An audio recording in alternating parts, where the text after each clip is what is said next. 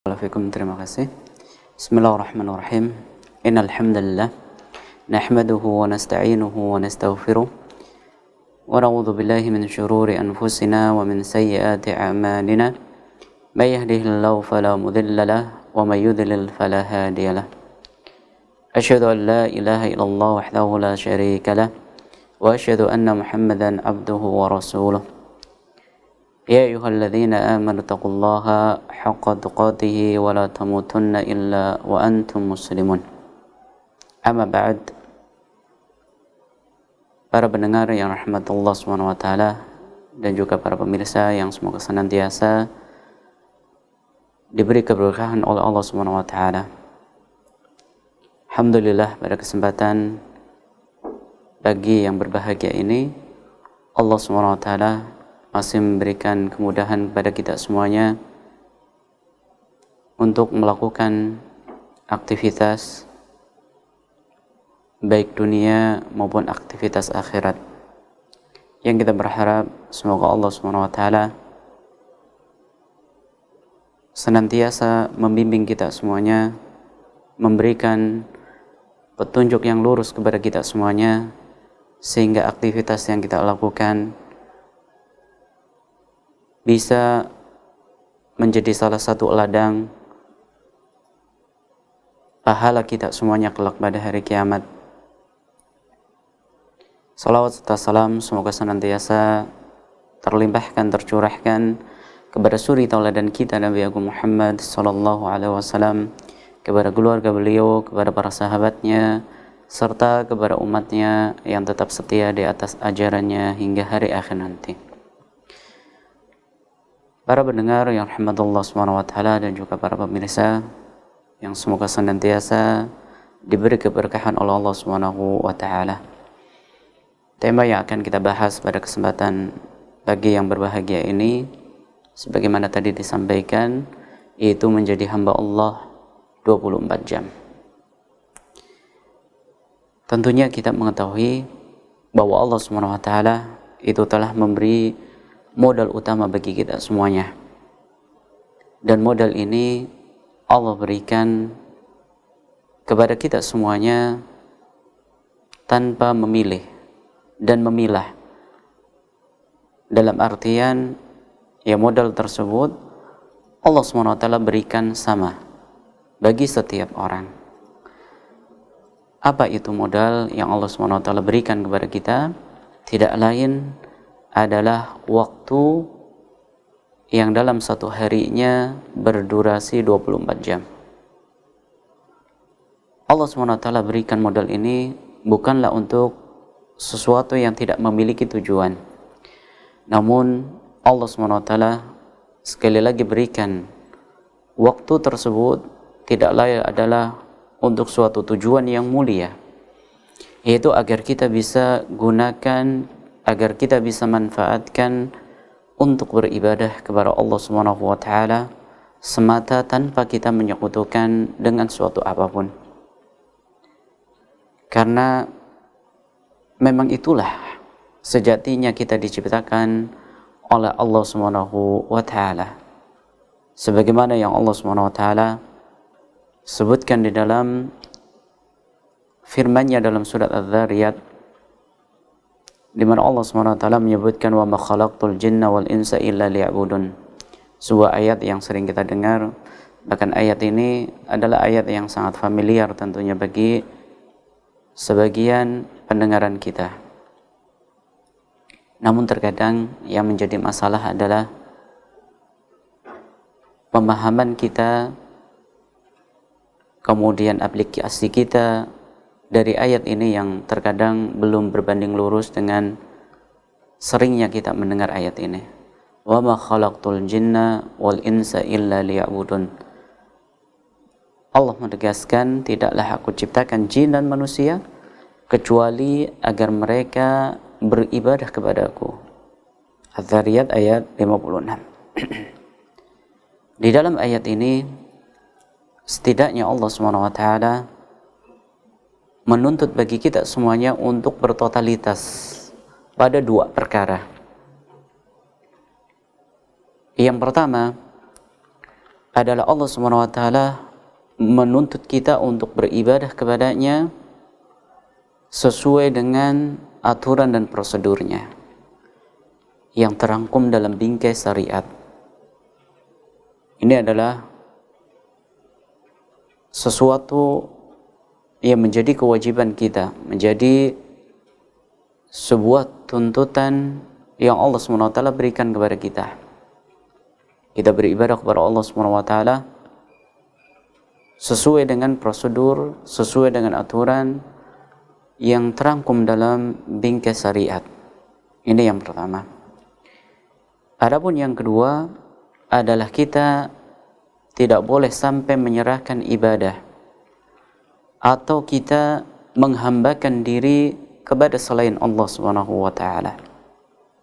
Ini adalah tuntutan yang kedua yang terkandung di ayat yang mulia tadi, bahwa kita dilarang oleh Allah Subhanahu wa taala untuk menyerahkan peribadatan yang kita lakukan apapun bentuknya, entah itu yang bentuknya dalam ucapan maupun perbuatan, baik yang lahir maupun yang batin, maka ini tidak boleh kita arahkan, tidak boleh kita serahkan kepada selain Allah Subhanahu wa taala.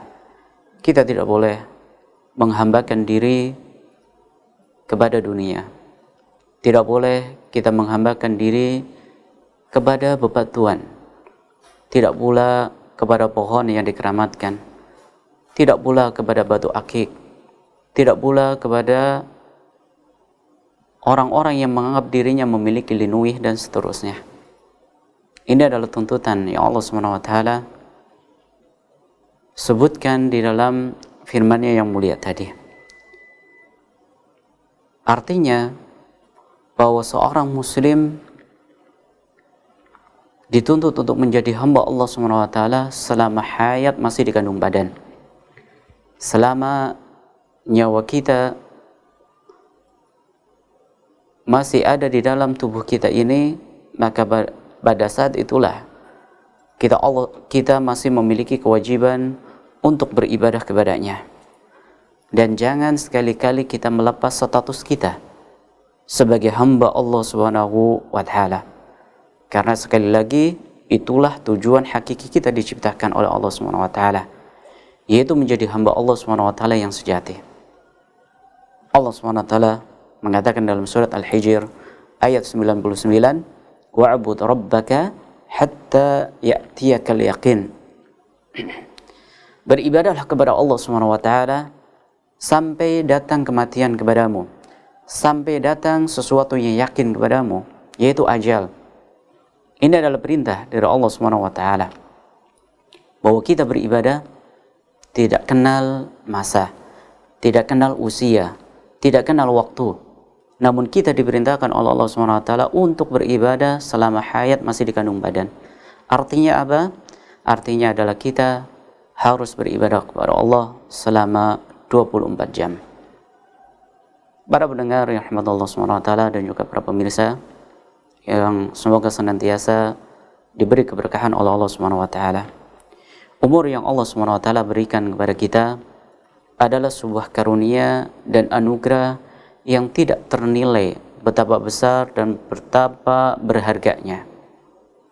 Dikarenakan umur yang Allah Subhanahu wa taala berikan kepada kita adalah sebagai salah satu sarana yang bisa kita manfaatkan untuk memperbaiki diri menjadi hamba Allah Subhanahu wa taala yang sempurna.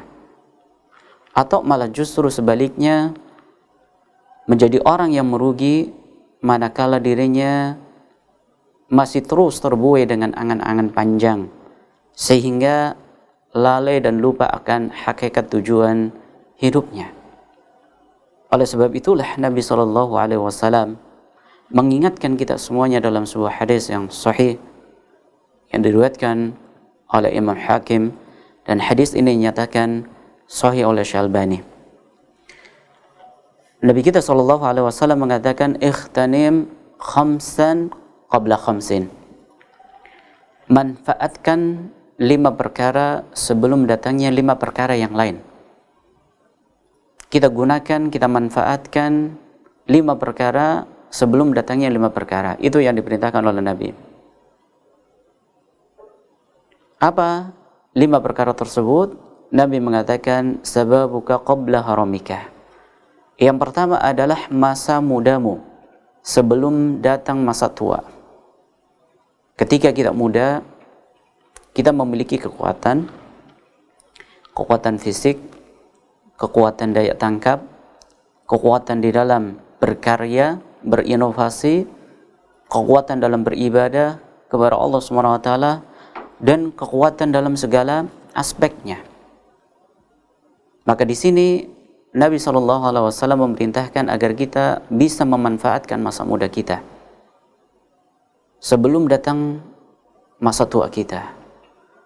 Masa tua yang akan menjadikan kondisi fisik kita menjadi melemah, daya ingat kita melemah, kekuatan ibadah kita semakin melemah pula. Dahulu ketika muda kita bisa membaca Al-Quran, dalam satu hari mungkin bisa ada yang 1 juz.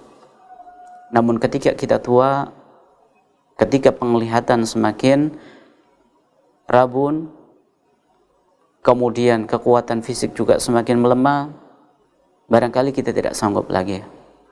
Mungkin dahulu ketika kita muda, kita bisa mengejar taklim dimanapun ada, di masjid sana, di masjid sini, dimanapun ada taklim dia datangi, dia sambangi.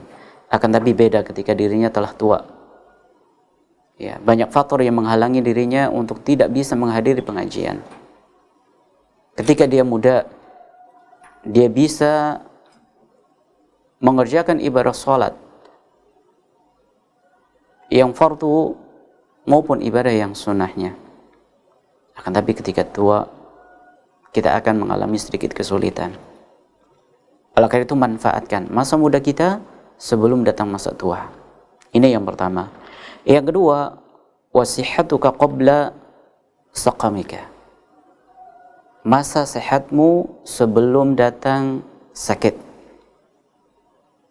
Ketika kita sehat sekarang ini, kita manfaatkan, kita gunakan untuk perkara-perkara yang bisa memberikan kemanfaatan bagi kita semuanya di dunia maupun di akhirat. Kita gunakan untuk memperbaiki diri, karena masa sehat ini merupakan sesuatu yang sering kali dilalaikan oleh kebanyakan orang. Dirinya akan baru merasakan betapa berharganya sehat ini manakala kita sakit. Dahulu barangkali ketika kita giginya masih sehat, kita lalai, kita lupa, tidak mau untuk digunakan belajar membaca Al-Quran. Namun ketika gigi kita sakit, gigi kita sudah tanggal satu persatu, baru ada dorongan untuk belajar membaca Al-Quran. Sehingga ketika kita kondisinya belajar dalam kondisi yang semacam tadi, kita akan sedikit mengalami kesulitan. Ini yang kedua, manfaatkan waktu sehat sebelum datangnya sakit. Kemudian yang ketiga, wahinaka qabla faqrika. Masa kayamu sebelum datang kemiskinan. Karena kita hidup di dunia ini sebagai salah satu ketentuan yang Allah SWT berikan adalah roda akan senantiasa berputar. Ada kalanya kita kaya, ada kalanya kita miskin. Ada kalanya kita menjadi orang yang jaya, ada kalanya kita menjadi orang yang jatuh. Ada kalanya kita di atas, ada kalanya kita di bawah. Oleh sebab itu, tatkala kita memiliki kelebihan rezeki, kita manfaatkan untuk membangun proyek kebaikan, untuk menginvestasikan yang nantinya bisa kita tuai hasilnya di akhirat. Menggalakkan tahfidzul Quran, mengajak orang untuk mau mempelajari Al-Quran, mengadakan pengajian di kompleksnya, di musolanya, di masjidnya, dengan dia tanggung seluruhnya biaya operasionalnya. Dia gunakan harta tersebut sebelum nanti datang masa di mana kita jatuh miskin. Karena memang Allah SWT tidak pernah menjadikan suatu perkara ya senantiasa berada di atas. Dan merupakan sunatullah. Kita tidak akan pernah mengalami kejayaan secara terus-menerus. Karena nanti ketika kita sudah sampai pada klimaksnya, pasti kita akan ya turun ke bawah. Oleh karena itu, sadari dan kita manfaatkan.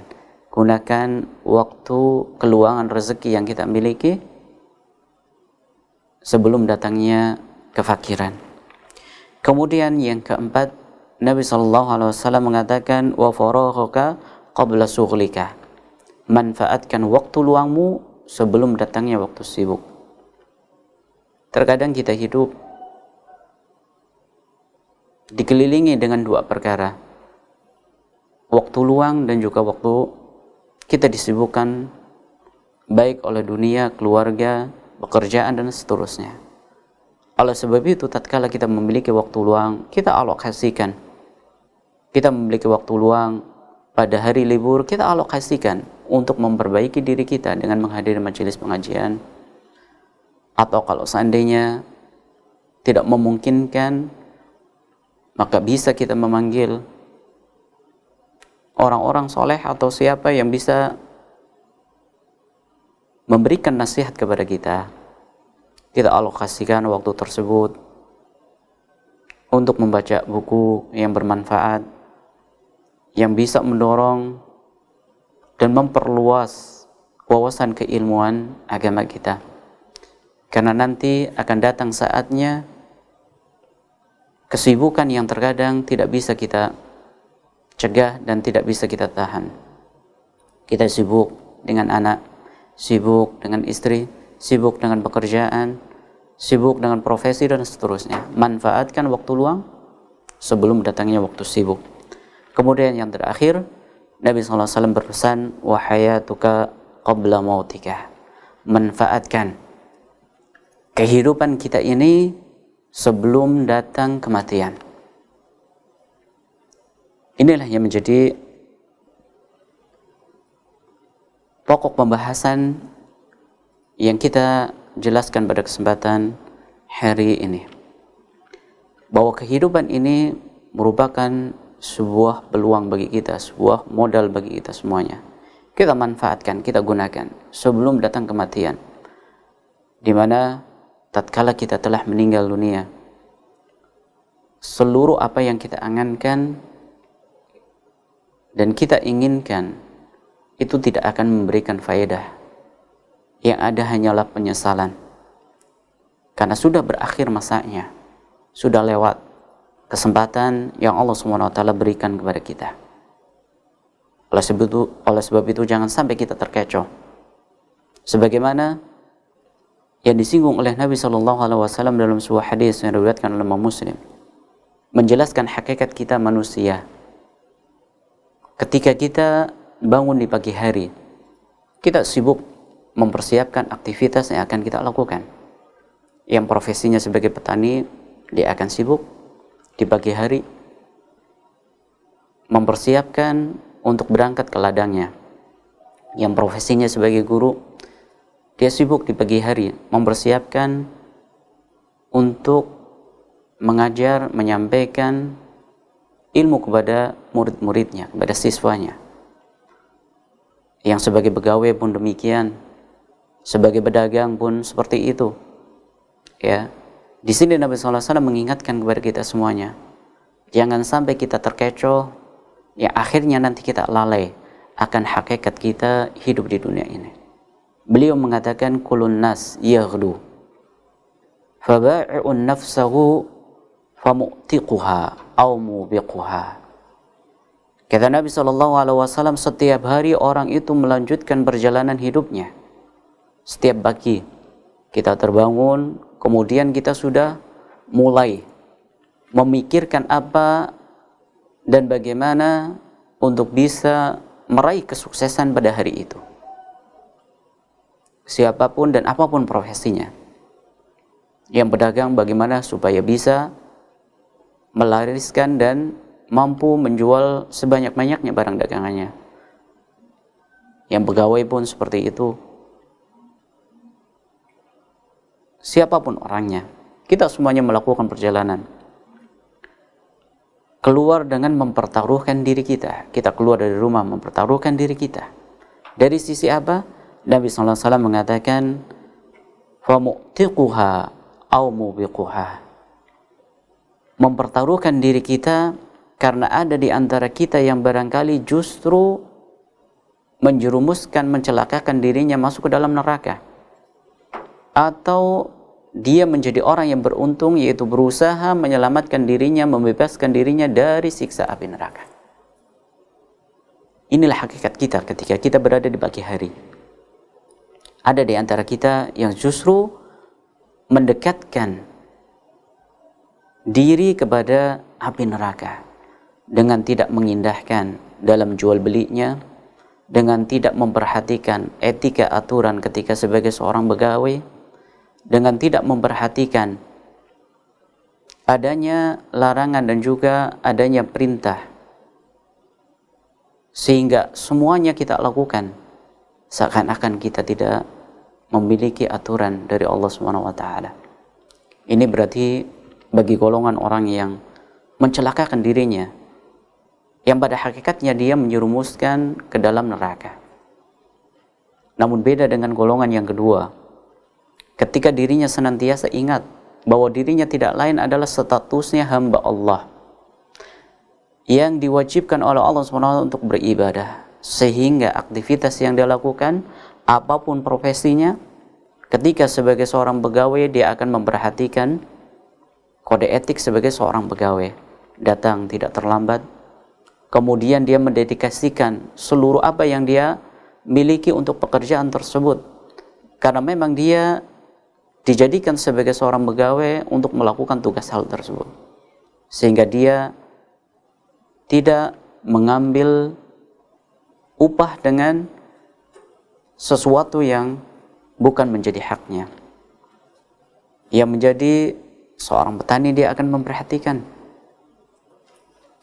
aturan dan juga waktu, dikarenakan dia sebagai hamba Allah SWT. Ketika waktunya harus pulang mengerjakan sholat, dia pulang mengerjakan sholat. Ketika saatnya dia harus menghadiri sholat Jumat, dia pulang untuk menghadiri sholat Jumat. Demikian seterusnya. Ini dua golongan yang Nabi SAW berikan pilihan kepada kita semuanya di pagi hari. Dan apabila kita renungi lebih jauh, maka kehidupan yang sedang kita jalani tidak lain adalah rangkaian dari kumpulan hari-hari yang panjang, yang satu harinya berdurasi 24 jam. Sebagaimana kita sadari pula bahwa waktu tersebut terus berjalan, dan usia kita pun terus bertambah. Namun yang sering menjadi pertanyaan bagi kita semuanya, sudahkah kita mengisi waktu tersebut dengan sebaik-baiknya untuk memperbaiki diri dengan menghadiri majelis pengajian, untuk beribadah kepada Allah Subhanahu wa taala, untuk salat, untuk bersedekah, untuk membantu orang lain, dan tidak melakukan kejahatan kepada orang lain, tidak berlaku zalim kepada orang lain, kepada sesama, kepada tetangga dan seterusnya. Sudahkah itu semuanya kita lakukan? Itu yang menjadi pertanyaan kita. Atau malah sebaliknya, cenderung a priori dengan perbaikan diri yang orientasinya adalah akhirat, akan tapi yang sering kali dikedepankan adalah ketika orientasinya duniawi. Itu yang sering kali kita perbaiki. Ketika kita sudah sukses sebagai seorang dokter, maka dia berusaha untuk bisa mengembangkan kliniknya, rumah sakitnya, ada perbaikan diri, belajar lagi, ikut seminar dan seterusnya. Ketika sebagai seorang guru, Bagaimana supaya bisa meningkatkan kinerja gurunya, dia berusaha mengikuti pelatihan guru dan seterusnya. Ini yang cenderung kita lakukan. Apakah ini yang justru kita lakukan? Inilah yang menjadi sesuatu yang patut kita renungi bersama. Karena sekali lagi, kita hidup di dunia ini tidak lain adalah sebagai hamba Allah SWT. Itulah status kita. Status yang diberikan oleh Allah SWT, yang disematkan oleh Allah SWT. Tidak ada gelar yang lebih tinggi di mata Allah SWT kecuali adalah sebagai hamba Allah SWT yang taat beribadah kepadanya. Oleh sebab itu Allah SWT memerintahkan kepada kita semuanya agar kita senantiasa mengiringi satu ibadah dengan ibadah yang lain. Seperti yang Allah SWT sebutkan di dalam surat Al-Insyirah ayat 7 dan 8. Allah mengatakan, فَإِذَا فَرَغْتَ فَانْصَبْ وَإِلَى رَبِّكَ فَارْغَب. Allah mengatakan, maka apabila kamu telah selesai melakukan suatu urusan, maka kerjakanlah yang lain dengan sungguh-sungguh, temenanan. Itu yang diperintahkan Allah SWT. Lalu Allah memerintahkan agar kita senantiasa berharap untuk bisa mendapatkan hasil, untuk bisa mendapatkan pahala kelak pada hari kiamat setiap urusan yang kita lakukan. Para ulama tafsir kita menjelaskan bahwa maksud perintah Allah SWT, فَإِذَا فَرَغْتَ فَانْصَبْ, apabila kita telah selesai melakukan suatu urusan, maka iringi barengi dengan urusan yang lain. Yaitu apabila kita telah selesai mengerjakan suatu tugas, maka bersiap-siaplah untuk menjalankan, mengerjakan tugas yang lain. Jangan sampai kita menyia-nyiakan waktu dan kesempatan lewat begitu saja. Karena waktu akan terus berjalan dan kita sama sekali tidak mungkin bisa menahannya. Tidak ada yang sanggup menahan matahari untuk tidak terus menjalankan tugas.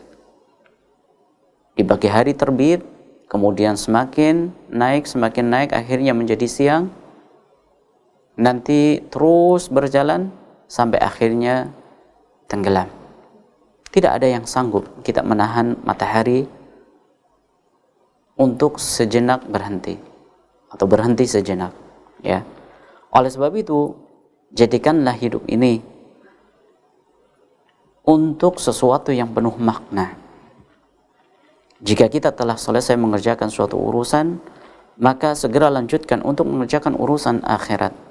Apabila kita telah selesai mengerjakan urusan dunia, maka segera lakukan urusan akhirat. Demikian pula sebaliknya, apabila kita telah selesai melakukan urusan akhirat, maka kita segera melakukan urusan dunia. Itulah konsep Islam yang diberikan kepada kita dalam masalah manajemen waktu. Proporsional dalam memanfaatkan waktu, tidak jomplang, hanya sekedar mengedepankan orientasi duniawi, pun tidak mengabaikan orientasi akhirat. Akan tetapi Allah SWT menginginkan kepada kita untuk seimbang, dalam tanda kutip. Sebagaimana yang Allah SWT jelaskan dalam masalah syariat adanya sholat Jumat, di mana Allah SWT memerintahkan ketika kita mendengar adanya panggilan untuk mengerjakan sholat Jumat, maka segera kita datangi. Lalu Allah SWT menjelaskan, setelah kita selesai mengerjakan sholat Jumat, kita iringi untuk mencari karunia yang Allah SWT berikan, rezeki. Di mana Allah SWT menyebutkan dalam surat Jum'ah ayat 9 dan 10. Ya ayyuhalladzina amanu idza nudiya ila sholati idza nudiya lis-sholati min yaumil jum'ah fas'au ila dzikrillahi wa dzarul bai'. Wahai orang-orang yang beriman, apabila engkau dipanggil untuk mengerjakan salat pada hari Jumat, fas'au ila dzikrillah, maka bersegeralah kalian untuk mengingat kepada Allah Subhanahu wa taala, untuk salat. Karena di dalam salat banyak sekali terkandung zikir kepada Allah Subhanahu wa taala, mengingat kepada Allah Subhanahu wa taala, kebesaran, keagungan, kemaha muliaan yang Allah Subhanahu wa taala miliki. Kita segera mengerjakan ibadah salat. Wadharul bay', lalu tinggalkan aktivitas kita di dunia. Tinggalkan jual beli, tinggalkan usaha yang sedang saat itu kita lakukan. Tinggalkan pekerjaan kita untuk segera memenuhi panggilan Allah Subhanahu wa taala. Dzalikum khairul lakum in kuntum ta'lamun. Itu lebih baik bagi kalian jika kalian mengetahui. Ini yang pertama. Ketika kita diperintahkan oleh Allah Subhanahu wa taala untuk melakukan suatu urusan akhirat, dan tatkala kita telah selesai melakukannya, maka Allah mengatakan fa idza qudiyatis shalat fantashiru fil ard. Apabila kita telah selesai mengerjakan urusan akhirat, mengerjakan ibadah salat Jumat, maka Allah mengatakan fantashiru fil ard, maka bertebarlah, ya, bertebarkanlah atau bertebaranlah kalian di muka bumi ini. Untuk apa?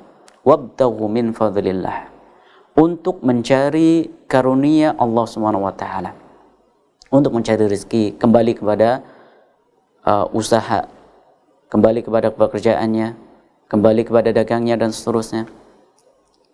Ini adalah salah satu bentuk aplikasi dari firman Allah Subhanahu wa taala fa idza farata fansab, di mana Allah Subhanahu wa taala menginginkan kepada kita untuk menjadi hamba Allah 24 jam. Kita iringi amalan akhirat dengan amalan dunia, amalan dunia dengan amalan akhirat, demikian seterusnya. Sampai kapan? Hatta ya'tiyakal yakin, sampai keyakinan datang menemui kita, ajal menemui kita. Oleh karena itu, marilah kita menjadi hamba Allah Subhanahu wa taala 24 jam. Karena memang hakikinya kita diciptakan di dunia ini untuk menghambakan diri kepada Allah Subhanahu wa taala, untuk beribadah kepada Allah Subhanahu wa taala, memperbaiki diri dengan menghadiri majelis ta'lim, dengan mengerjakan ibadah yang telah kita ketahui ilmunya, dan yang terdepan adalah mengerjakan ibadah-ibadah yang diwajibkan kepada kita semuanya. Kita prioritaskan yang wajib, lalu kita merambah kepada amalan-amalan sunnah. Kemudian jangan lupakan bahwa ibadah juga bukan hanya sifatnya hablum minallah, interaksi kita bersama Allah SWT, akan tapi ada ibadah yang tidak mungkin bisa kita lakukan kecuali harus bersinggungan bersama orang lain. Kita pun dituntut untuk melakukan ibadah tersebut dengan membantu orang lain, tidak suka mengganggu. Ya, mengganggu adalah sesuatu yang efeknya akan menjadikan kita sebagai orang yang merugi. Oleh karena itu, pada akhir kalimat ini, marilah kita menjadi hamba Allah SWT 24 jam. Baik ketika kita dalam waktu yang kita melakukan aktivitas dunia, kita arahkan niat kita untuk mencari pahala dari Allah SWT. Sebagaimana ketika kita pun sedang istirahat, kita niatkan istirahat tersebut sebagai salah satu sarana yang akan mengantarkan kita untuk bisa lebih giat, lebih bersemangat di dalam melakukan ibadah kepada Allah Subhanahu wa taala. Barangkali itu yang bisa kita sampaikan. Terima kasih atas segala perhatiannya dan mohon maaf atas segala kurangannya. Kita akhiri subhanakallahumma bihamdika asyhadu an la ilaha illa anta astaghfiruka wa atubu ilaik. Assalamualaikum warahmatullahi wabarakatuh.